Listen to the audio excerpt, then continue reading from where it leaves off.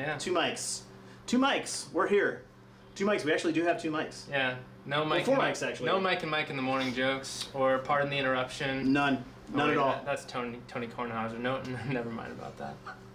All right, here we go. We're going to go ahead and start the back 9, round number 1. All right, on to hole number 10, 245 feet. This is a par 3. If you somehow manage to get over that fence to the right-hand side, you're out of bounds. If somehow you cut roll and you go into the creek to the far left, you'll be out of bounds.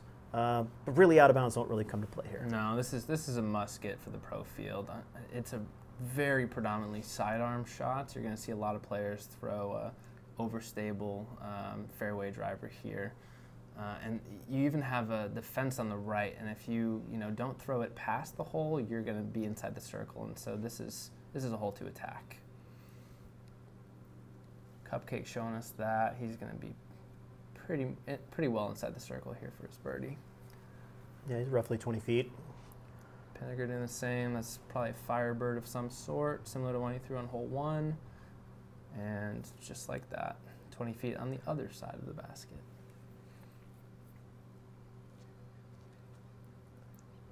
Drew the rare sidearm, flipped it up a little bit to flat. This might be going a little deep. Indeed. He's still inside the circle, though.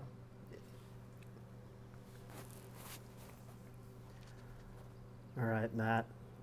It looks a little early. Did it and beat the ceiling. That's the toughest part about this hole. And he is right next to the basket as well. So we got 4 birdie looks coming up. Drew just outside the circle. Ooh, hits the front rim, still goes in. Yep. Crawls in the basket. Oh, pump fake. Juked out the cameraman. There you go. Good putt, Cupcake. That'll move Cupcake to 2 down. Pinegar's going to get to 3, and Matt's going to be last to see if we can card another star frame here. Nicely done. There we go. Beautiful. That's what you expect to see here from the MPO field. This is one you need to get. All right, hole number 11, 352 feet. This is also going to be a predominantly forehand shot. There is a big spike hyzer that Drew will likely take on the right side of this hole. Only danger is going to be this art garden that has about a 12-foot fence that you shouldn't see anybody really go out of bounds here. Although, spoiler, it did happen this weekend. Did you get that Frisbee back? I did get that Frisbee back. Nice. Sorry for round 2 watchers. All right, man. Here's Cupcake also taking the big hyzer line. And we had really no wind here, and so taking this line during this round is a lot easier. Yeah, totally impossible during the time when I was filming the drone footage, because that thing was, I had to fly it 3 times because it almost knocked my drone off of its act. Yeah, it was flying all over the place. And Pinegar, this is a less taken line here, and he did not commit to the shot. You see that it just kind of finished straight. He's going to be, likely outside the circle, maybe even outside circle 2 for his birdie. Yeah, and I think he actually ended up going on the hitting the fence back there. You see Drew trying to go with that big hyzer you're talking about around the outside of that taller tree to the right. And Matt's also going to take this turnover. It looks like he committed a little bit more. Just needs to flex back. Looks like it flexed at the end, and the mistake here is to be right. Pinegar, this is probably from about 55, 60, I would guess. No, closer than that, but he did not connect. Matt, similar distance, probably about 40-footer. That's a good committed putt. Just a little short. Hit the cage.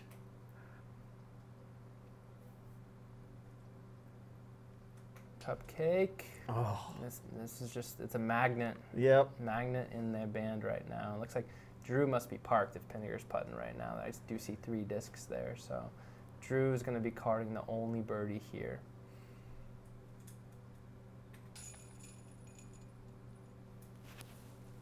Nice.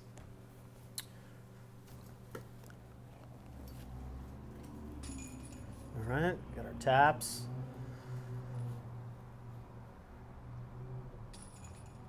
Easy. Back him up.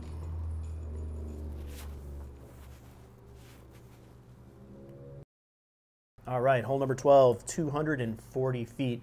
This is such a beautiful hole. Really short, but it's just one of those.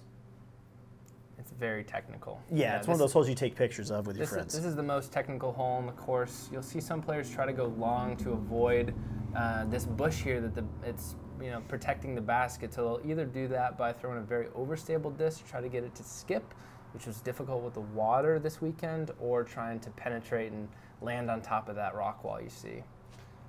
Yeah, I like throwing Legacy Pursuit. I feel like it fits this hole really well. It looks like Drew threw an overstable mid-range there, but he did not like it. Cupcake also taking that line a little bit higher, a little bit more committed, and he just caught that last tree, but he should have a look after that. Yeah, it looked like it kick. Right. It looked like it kicked just behind that bush. Pinegar doing the same. That's the one tree you have to miss. You're aiming at that tree and being like, I'm just going to throw it in front of it. Right. Oh, Matt's going to tag it too, but he's going to go to the right-hand side of it. Yeah. Difficult for our players here. Pinegar's probably 45, 50 from here. No, much longer than that. Yeah. Oh! Ouch. And rolled right into that. That's a big mud puddle. It's not fun footing down there. It's gross. It's so mucky. Drew going to have an anti-putt over the bush. Didn't really commit to it. Looked kind of more like a layup. And here's Pinegar to come back for his 3 after almost canning that incredible putt. This is not a putt you want for par. He just did not commit to it. When you've got footing like that, it's kind of hard to generate the power out of your legs because you're not sure of your footing, and that showed there. Is this where Cupcake's drive ended up? Yeah. Oh, pump fake. Pump fake. Good putt, Cupcake. It's a good birdie to pick up. Another one that you're happy to get, but not necessarily expecting to get because the line is kind of finicky and difficult to execute to have an open look. Yeah, and in drier seasons when that muck isn't there, there we go. Yeah, that thing almost bounced out on him right there. You can play the ground play a little bit more lower to try to get something from the rock wall. You're more sure of your footing. But yeah, this weekend it didn't play easy. All right, we got hole 13 here, 390 feet. It's going to finish in this gazebo. You'll see most players go up and over on the right side or take a flex shot with a backhand, kind of an overstable disc, flying right through these 2 tall white trees. I don't know what they are. Let's call them eucalyptus. They're not eucalyptus. But let's call them. Can we call them that? Big Germ would know what these trees are. I do not. Again, another bonus birdie here, but our players are going to want to try to get this at least within circle 2 to have a look at this pin. Yeah, Cupcake and Drew will probably go up and over here. I would expect Pinegar to as well. Cupcake kind of went with more of this intermediate hyzer, and we'll see it. Oh, flash. Okay, he's going to be just outside the circle, probably 35, 40. As a cameraman, this hole was so hard to film because you're looking straight into the light. So I'm sorry if we don't get good shots here. You see Drew. There we go. He hit that one of those white trees you were talking about earlier. And Matt's going to show us this flex line, which is it's a difficult line. He's getting the disc to turn over. Is it going to flex though? No, it just stayed right, and that's the hard part here. Let's see if Pinegar can correct off of that. Yeah, I think Matt's going to be buried in the woods back there. Pinegar made the opposite mistake. He didn't commit to the turnover, and yeah, I did not see a player here all weekend. This is not easy for Matt. He looks like he just punched out. He might have a look to save his par. Cupcake with about a 70-footer. Ooh, almost connected. It's hard to commit to these with that ceiling. You kind of have to throw more of a nose-up floater at it, but Cupcake almost made it happen. Made a rare high mistake. Ooh, and Drew buries it. That was dirty. Not going to see a whole lot of 2s on this hole. Especially Drew moving to 8 under through 13 holes. He's on pace right now for the round that you're looking for to open this tournament. Anything 8 down and above is going to be great to start. That was a great out from Matt. He had no look. He actually threw it a little scuba. Cupcake able to save the par. That's a really impressive shot. The difficult part about running these putts as well, because this is concrete that does not have any friction, and so you know that you're missing this putt and you're going 20 feet long at least. Boom. And I believe that was Pinegar to save his par as well. Putting it like he means it. Matt gonna card the unfortunate bogey here. All right, hole number 14 is a new hole for us here. They took out the Girl Scout hole from last year, which is the 160-foot putt, but essentially you're gonna have an OB line running on this path on the right side of the green. You gotta make a decision with that tree right there to go on the left side or throw an overstable disc on the right side to get it to come back into the pin.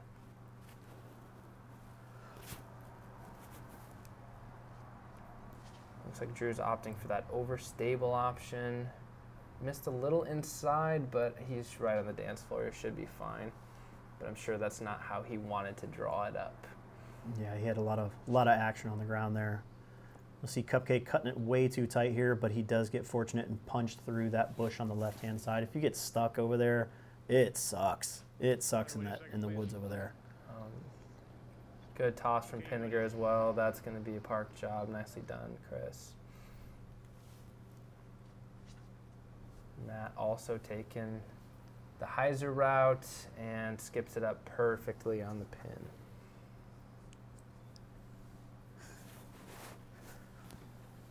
Mike's getting attacked by my cat, Bernard. He's just all up in our business here. We like Bernard, though.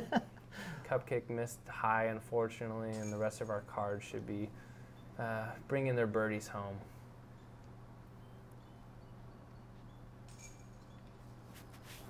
Oh, Drew, so nice of you. He's like, yeah, I'm shooting 9 down, so I'll be courteous and grab your putter for you. Yeah. Cupcake disappointed in his 3 there, and I'm sure with his round. All right, on to hole number 15. This is a horseshoe-shaped hole. It's 615 feet. It's going to be a par 4. Basically, what you're trying to do is smash as far as you can over here to the right or straight. That'll lead into a straight shot into the green while having to navigate through a mandatory. It's a tough hole. It is a really tough hole. The really tough part here is you'll see our tee is, very overgrown, and so it's difficult to throw a shot, at the angle you want, and you have to mitigate for that risk while also taking the OB on the right side into account.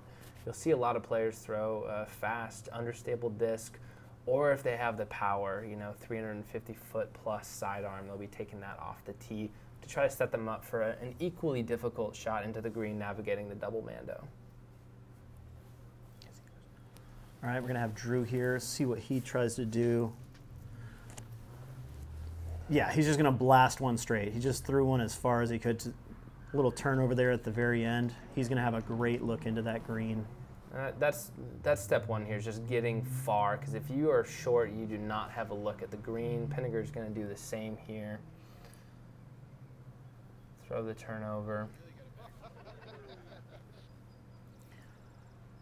Let's see what Matt can do here.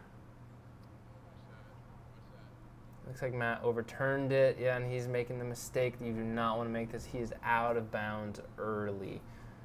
He'll probably have to pitch out from there. Cupcake following suit. That's a great shot.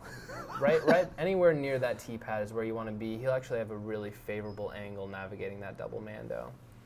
Here's Drew throwing a backhand, which you don't typically see. A lot of players are going to attack the double mando with a sidearm.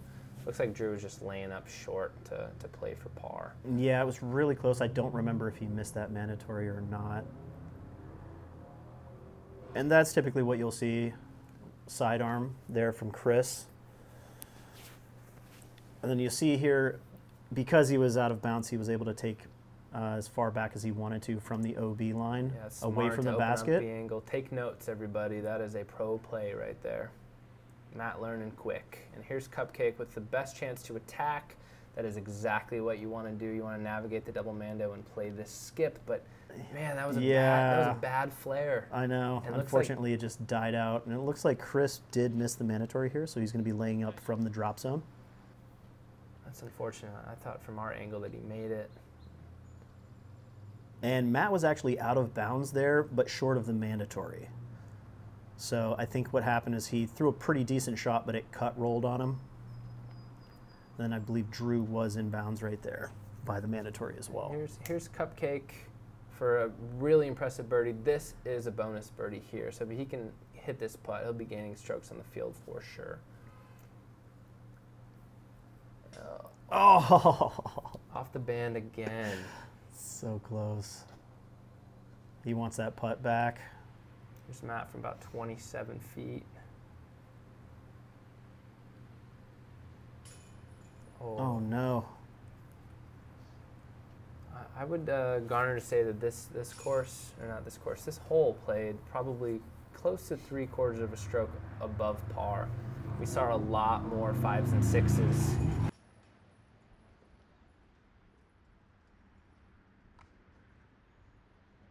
So you see Matt got a triple bogey there. And Chris tapping in his putt. Jacob tapping in his putt. Really wanted that birdie there, but he'll walk away with a par. Hole number 16 is going to be just a full power rip. So Pinegar, Cupcake, and Drew are all licking their lips because they've got the power to get here.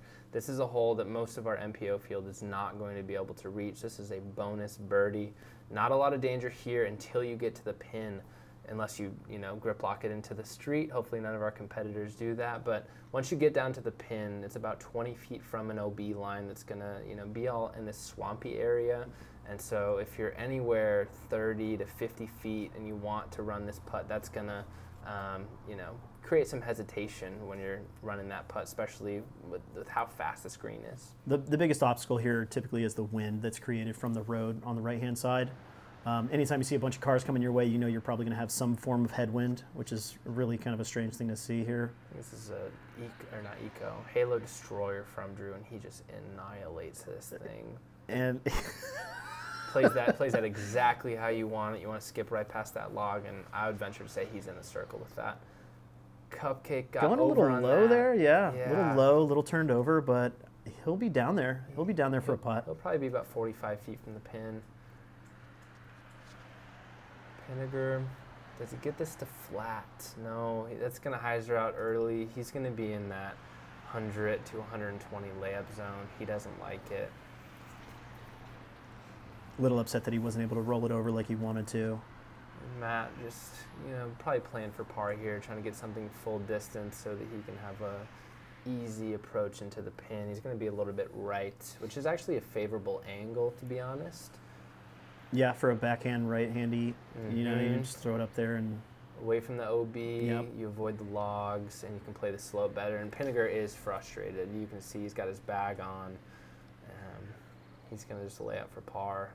Cupcake, this is a better angle to attack because you're not really going to run into the OB as much, but he's 60 feet out. Oh, look good. So close.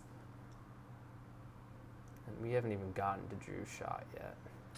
There we go. Good putt from Matt. Tourniquet putt. Yeah, he was right around 30 feet there. And Drew's going to be 18 feet from the pin. This is just gross. A 486-foot hole, and he's, Yeah. 470 feet. I mean, Drew is a top 5 distance thrower in the world, and he is showing it right here. Easy birdie for Drew. I think he may have been the only player in the field to card a birdie during this round. Impressive. There we go. Cupcake on one of his quicker putts. We love you, Cup. Oh, man. All right, hole number 17 coming down the home stretch, 471 feet. It's only a par 3. This one has an OB line running the entire right-hand side of the fairway that cuts around the back of the basket and then also goes into where the tee for hole number 15 is. This is a hole that most MPO players are playing for par here. There's not really an incentive to attack for the birdie. So you'll see a lot of players either diss down to a mid-range, just they're able to throw it full power, but they're not worried about making a mistake that's gonna have it go OB. Either that, or they'll just play a power forehand, leave themselves 100 feet to 150 feet to lay up into this kind of tricky green. Drew's going with a buzz here, and I know he was throwing that all weekend. And he can get there with this, but it takes a perfect shot and a little bit of wind aid. How gross is that? It is disgusting. Let's just throw a buzz. 471 feet? Yeah, buzz sounds good. And Cupcake absolutely going for it, that rolled it over, hits the trees on the right-hand side. He is going to be out of bounds right away. And that is the mistake that you cannot make here. All this is out of bounds, and you need to get it at least into the fairway. That's a beautiful shot by Pinegar. That's about as aggressive as you're going to see somebody play. Looks like that was probably, you know, a 7 to 10 speed disc, slightly understable, and that was beautiful. Normally on this hole you see a lot of headwind, so it's tough to get all the way there because, you know, you're having to do so much. Here we go with our rethrow from, and that's what he wanted in the first place. You know, he's kicking himself. He was talking to me as we were going down the fairway. He's like, "Why did I not do that on the first throw? I don't know what I'm doing." You know, so. That's the tough part about this approach. Matt's going to leave that about 30 feet short. And here's Cupcake from his re-tee attacking. Ooh, good bid. He's going to have to settle for a double. This is Drew from his buzz, about 70 feet. Get it? Oh, great bid from Drew. Got some metal there. This is where Pinegar ended up. I think he's about 45, 50 feet. Yeah, he's pinned deep. He's actually right as far as the basket is, but over on the tee of 15. That's what we call branding, folks. Branding, pin deep. Deep disc golf, baby. PinDeepDiscGolf.com. Check out our merch. Doesn't exist yet, but it will now.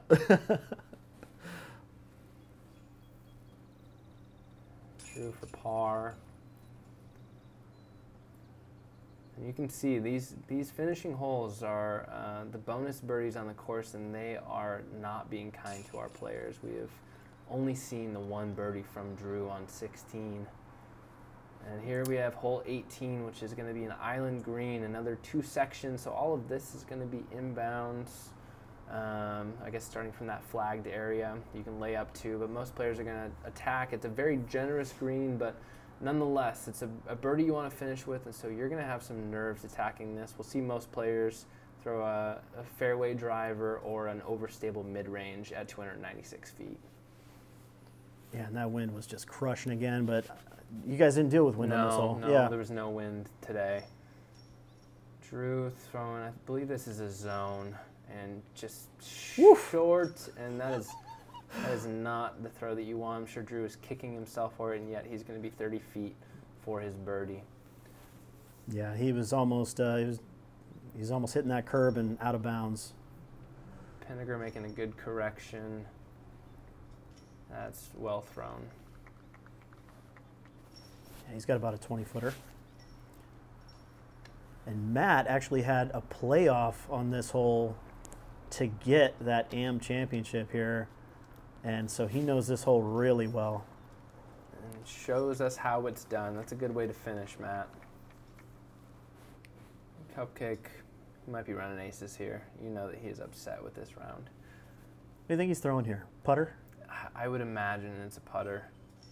I don't know Clash's discs very well, but that, yeah, looks similar. No, it actually flipped up to flat.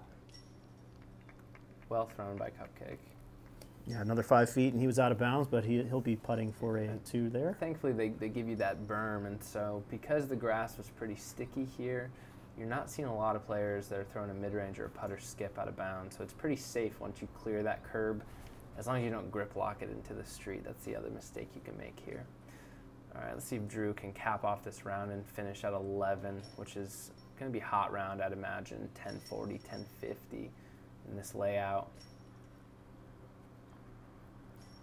I just kind of let these play out here so you could see everybody's routine on their putting, although throughout the round you see it very edited, and just wanted to show everybody's routine here. It's a good round from Drew at 11. I'm sure that's hot in the clubhouse.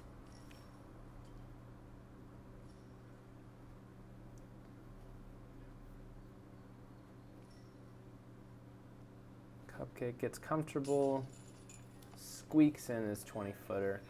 Not the round he was looking for, but Cupcake is a fighter, and he's shown a lot of maturity in his game in the last couple of years, and he'll fight back. Same with Pinegar. He does not give up. Good. Whew. Ooh. Whew. Both of them. Squeaking it in there, right over that top rim. Matt for the star frame. Nicely done, gents. What was that, 3 star frames we had? Yeah, I believe so. All right, that's going to be it for round 1. Let's see how our scores shook out. Drew's going to be hot in the clubhouse at 11. We got a couple of 9s, a handful of 8s. Tomorrow joining us is going to be Drew, Braden Moore, Ryan Jewell, and myself. There you go, guys. Thanks for watching Pin Deep Disc Golf. I am your host, Mike Jewell, alongside of Mike Sale. Mike Sale. That is round number 1. Thanks for watching. Stick around for round number 2. On our card tomorrow, we got Drew Gibson, local Ryan Jewell, Braden Moore, and then rounding out the card will be me. Nice. Yeah, should be fun. See you guys there.